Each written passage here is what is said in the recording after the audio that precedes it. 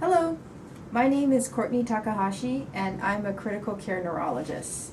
The purpose of this video is to emphasize the important points in the presentation of critically ill neurology and neurosurgical patients. This video will also demonstrate the complete neurological examination. For a new patient presentation, we give a full presentation. This begins with the history of present illness. This is a 50-year-old male who presented with the worst headache of his life. He was last well a few hours prior to admission. His family witnessed him scream and then collapse to the floor, clutching his head. He did not lose consciousness with the initial event. There was no clear seizure activity, and his family called 911. The most important element of the history of present illness in neurocritical care is the time course. In particular, we like to know, when was the patient last known well? This is especially important for strokes. How did the symptoms develop? Were they sudden and acute, or did the patient suffer a gradual progressive decline?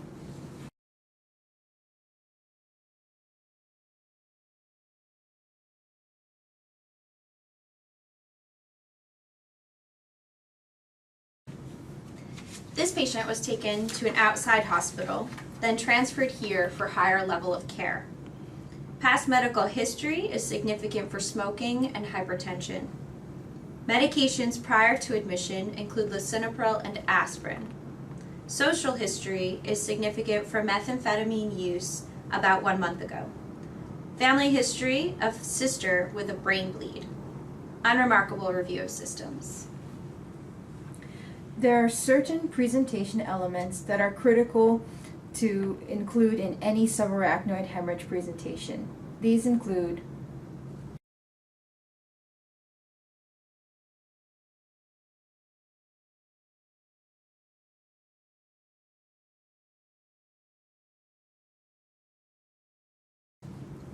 We will now go on to the neurological examination. Can you tell me your full name? Brandon Finn. And where are we right now? We're at Boston Medical Center. And what month is it? It's July Of what year? of 2018. Can you please show me 2 fingers on your right hand? Right. Can you show me the thumb on your left hand? And stick out your tongue. You're looking directly at my nose. Keep your eyes here and tell me how many fingers you're able to see. 1, 5, 2, 1. Right. Follow my finger with just your eyes.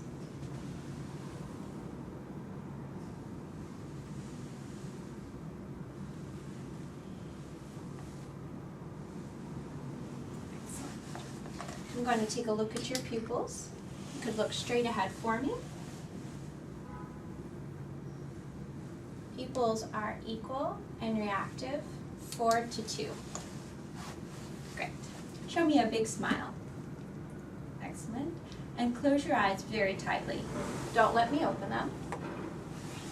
Open your eyes. When I touch your face, does it feel the same on both sides? Yes. I'm going to look in your mouth. If you could open your mouth wide and say ah. Palate rises symmetrically and the uvula is midline.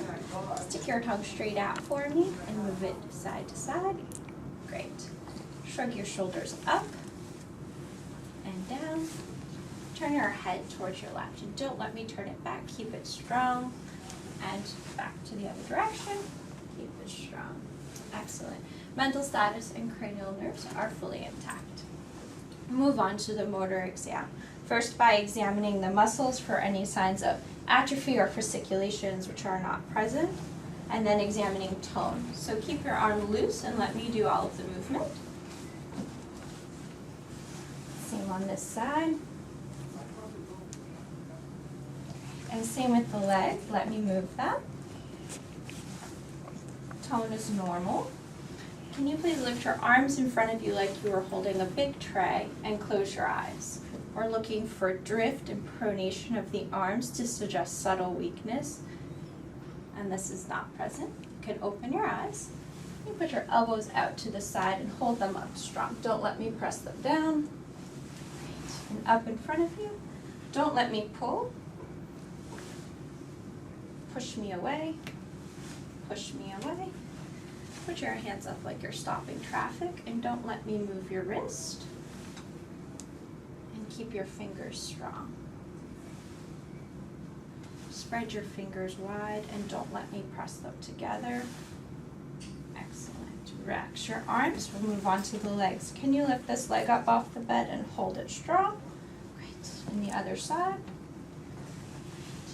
Keeping your leg straight, don't let me bend it. Okay? Same on this side. Great. Can you pull your toes up towards your nose? Hold them there. And push down. Excellent. Moving from the motor exam, we can then examine the sensory system. Does it feel the same when I touch both sides? Yes. And the same with your legs? Yes. Can you please take this finger and touch your nose? Then touch my finger. Back to your nose, back to my finger. Here we're looking for any evidence of dysmetria to suggest a cerebellar problem. Let's test the other hand. Excellent. Can you please take this heel, touch it to your knee, and slide it down your shin in a straight line? Again, this is testing for any signs of dysmetria. Other leg, please. Excellent. You can now go on to testing the reflexes. You just rest both arms in your lap and try to relax. And let your arm relax. Same here. And let your arm relax. And let the elbow relax. And same with your legs.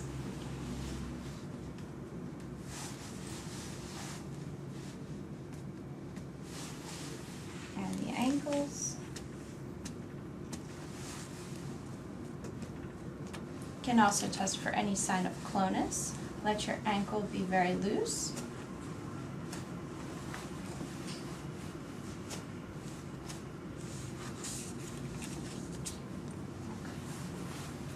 Neurological exam is fully intact.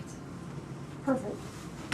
The rest of the physical examination, including heart and lung auscultation, examination of skin, should be performed, but is not different from the examination performed on typical hospital patients, such as those on a general medicine service.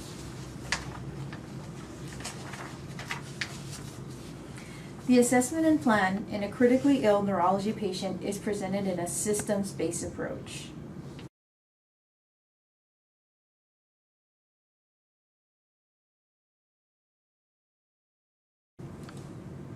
You should render an assessment for each system. For instance, the neurological system would be presented as follows. In summary, this is a 50-year-old male smoker with hypertension who now presents with Hunt and Hess 3, Fisher 4, subarachnoid hemorrhage. He's post-bleed day 1, neurologically stable with complaints of headache only. My plan is to continue Q1 hour neurochecks, pursue cerebral angiogram, continue nimodipine, 60 milligrams every 4 hours, and follow up on transcranial Dopplers today. Should the patient acutely worsen, I would have a low threshold to place an external ventricular drain. From a cardiovascular standpoint, the patient is at high risk for Takotsubo's cardiomyopathy. He is hemodynamically stable currently, without events on telemetry, and I plan to order a transthoracic echocardiogram today. Each system should continue to be presented in this manner, with a brief assessment of the system followed by a plan for that system. Please note the following data elements are important for any subarachnoid hemorrhage patient.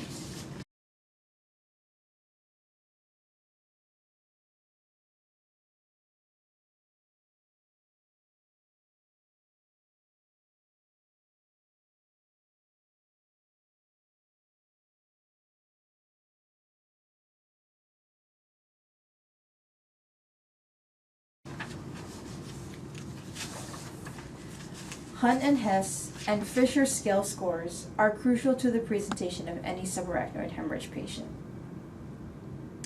It is beyond the scope of this video to explain the rationale behind the collection of each of these parameters. However, this video's purpose is to serve as an introduction. All the data outlined below should be presented for every subarachnoid hemorrhage patient. You will learn the significance of all of this data from residents, fellows, and attendings during your rotation here at Neurosciences ICU.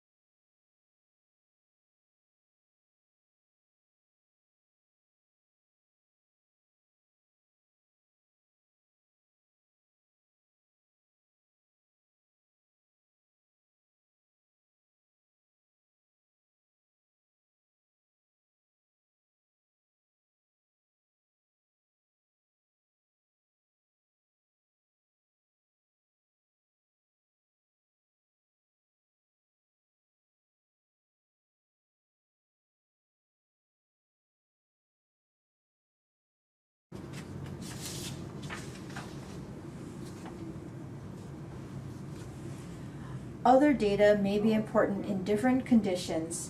A few other common conditions we see are status epilepticus, ischemic stroke, intraparenchymal hemorrhage. These conditions require the collection of the following data.